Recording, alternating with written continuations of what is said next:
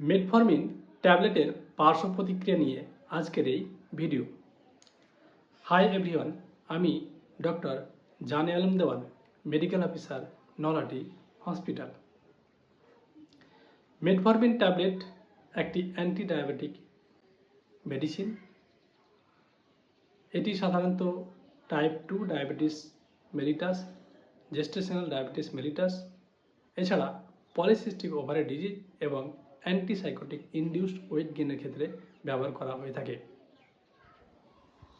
এটার initial dose হচ্ছে, যদি ইমিডিয়েট রিলিজ হয় অর্থাৎ সঙ্গে সঙ্গে যদি রিলিজ হয় তখন হয় 500 মিলিগ্রাম বিডি, অর্থাৎ 500 মিলিগ্রাম করে দিনে 2 বার।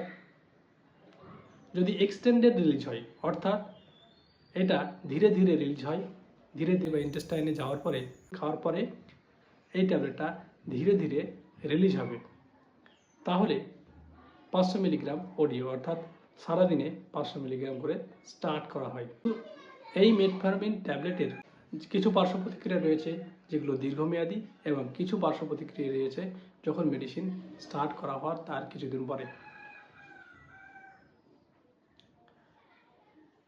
পার্শ্ব প্রতিক্রিয়া যেমন নাম্বার 1, পেটের সমস্যা, খাওয়ার পরে বমি বমি ভাব, বমি হওয়া, পাতলা পায়খানা হওয়া, পেটে ব্যথা হওয়া, এই সমস্যার সম্মুখীন হতে পারে। Number 2, lactic acidosis. এটা ল্যাকটিক অ্যাসিড বেড়ে যাওয়ার ফলে এই গুরুতর পার্শ্ব প্রতিক্রিয়াটি ঘটতে পারে, কিন্তু এটা খুব রেয়ার। নাম্বার 3, স্বাদের পরিবর্তন। কিছু কিছু লোকের দীর্ঘমেয়াদী মেডিসিন খাওয়ার ফলে এই ধরনের মেটালিক স্বাদ অনুভব করতে পারে। নাম্বার 4, ভিটামিন B12 এর ডেফিসিয়েন্সি।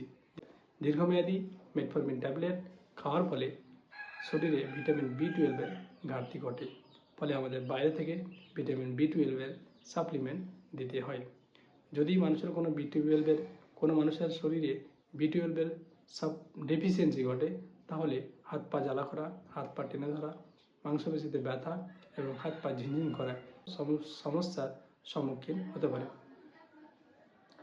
আমার এই ভিডিওটা যদি ভালো লেগে থাকে তাহলে অবশ্যই লাইক, শেয়ার এবং সাবস্ক্রাইব করতে ভুলবেন না। Thank you.